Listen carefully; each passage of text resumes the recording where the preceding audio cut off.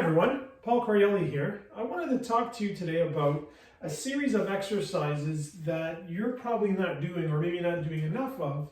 I've spoken to you about the foundational or fundamental human movements, the push, the pull, the squat, the hinge, and the loaded carry.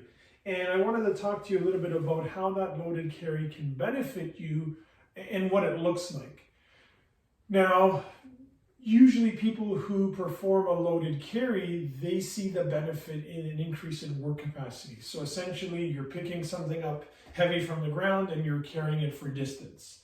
That has a lot of carryover to potentially other lifts because you're developing work capacity. More specifically, you could be developing more grip strength by hanging on to a kettlebell or some type of weighted object and having to carry that for a longer distance. You're developing that grip strength, which should carry over to pull-ups, chin-ups, even your Olympic lifting. The more grip strength you have, the longer you can hang on to the bar. Another great benefit is the abdominal work or the kind of internal intra-abdominal pressure that you can develop, that kind of anaconda strength, as Dan John mentions it, by picking up something heavy and just bracing yourself and staying in that braced position for a period of time in order to do that carry. So usually when I perform a loaded carry, it happens at the end of a workout, and that loaded carry is varied every single day. So let's say one day I'll just do a simple farmer carry or a suitcase carry, one bell, and I'll walk for a distance. And, you know, it could be I'll walk for, let's say, 100 yards, right hand, come back 100 yards with the left, and repeat. If I'm using one bell, I can also change the position, the grip that I have the bell in. I can even have the bell up in the rack position and walk with this. I can have it in the overhead or the waiter walk position. Okay, so there's some variety that should happen there. It's cold, you know, my workouts occur in the morning where it's too cold to go walking up and down the street with the kettlebell. So very simply, I'll pick up my bell and whatever I'll do, and I'll just be marching in place. And I've found some great benefit by this because I can control the speed at which I march. Once again, I'm showing you with one bell, but you can very easily do it with two bells in a farmer walk. You can have two bells in the rack position. You can have one bell in the rack position.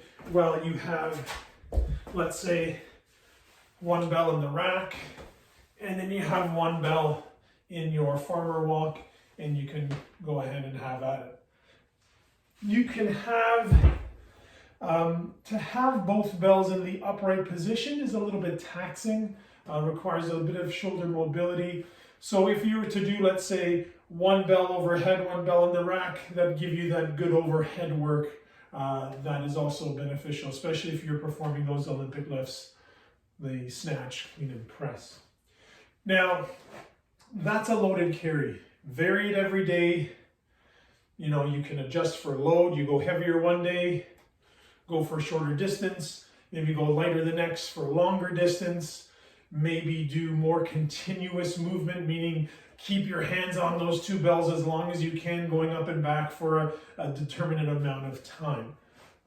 Another item that I've kind of played around with, because that loaded carry is also kind of a good part of the workout where it's at the end, maybe your body has started to break down some fatty acids and you have maybe more of those free fatty acids floating around that you're going to essentially try to burn off. Sometimes what I'll do is I'll incorporate the med ball. I have a 25-pound one and I have a 45-pound one where maybe I'll have a carry up in a rack position and then maybe a farmer hold. And it's that kind of awkward feeling that gives you a little bit more of that kind of building of that anaconda strength, because you have to brace to have that with you. But also you're making the movement inefficient. And the more inefficient you make a movement, the more calories you're going to end up burning.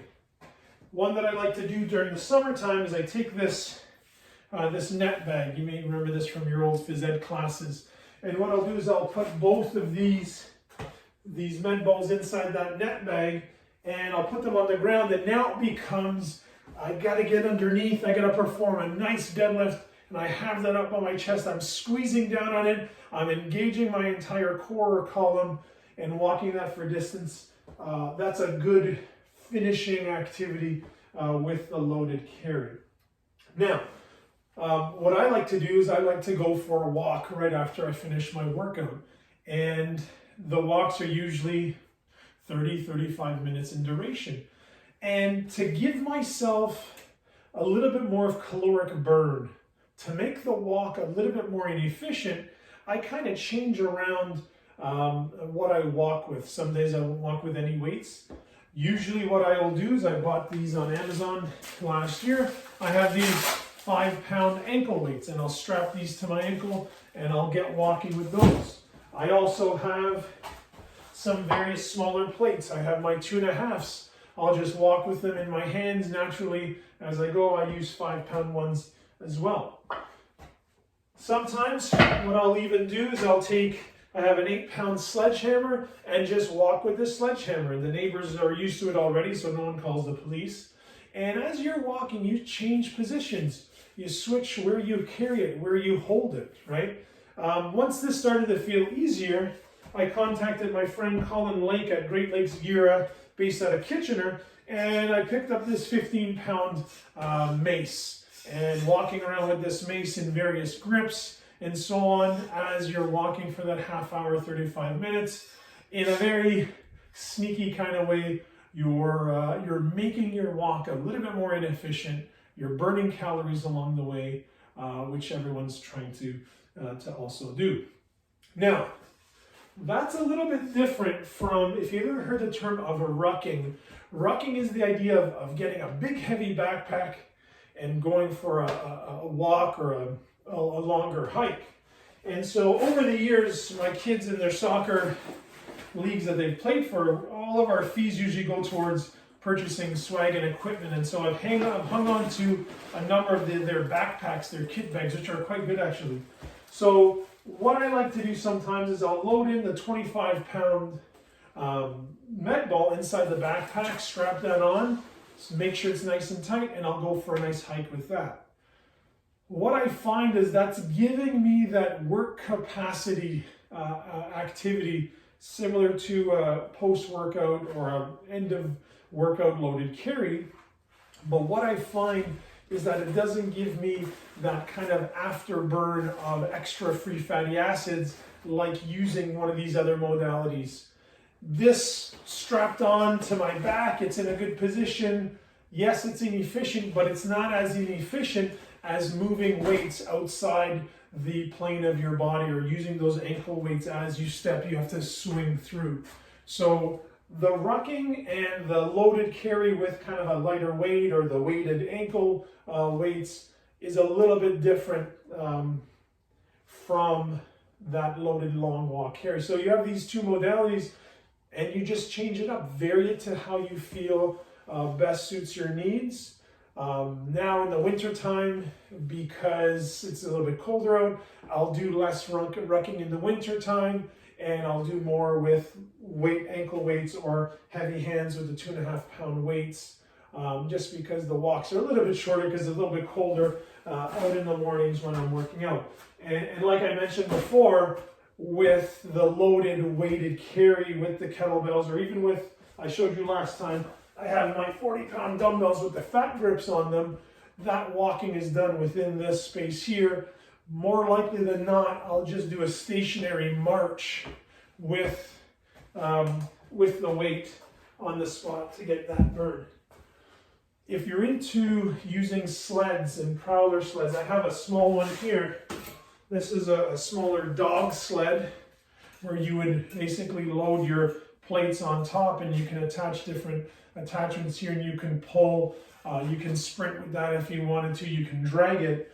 That runs along that same family of loaded carries in the way, because it's not supposed to be a maximal activity, but it's supposed to be something that's going to develop work capacity. It's that steady work that you're putting in under controlled intensity, but you can kind of waive the load and increase your load as you see fit. So if you have a sled, a prowler sled, that's a great workout in itself standalone, along and outside of your other workout modalities. So hope you enjoyed. Thank you for watching. If you have any questions about loaded carries and rucking or any of the modalities that we can use in that loaded carry capacity, please contact me at coachcorielli@gmail.com, and I look forward to hearing from you and answering your questions. Talk soon.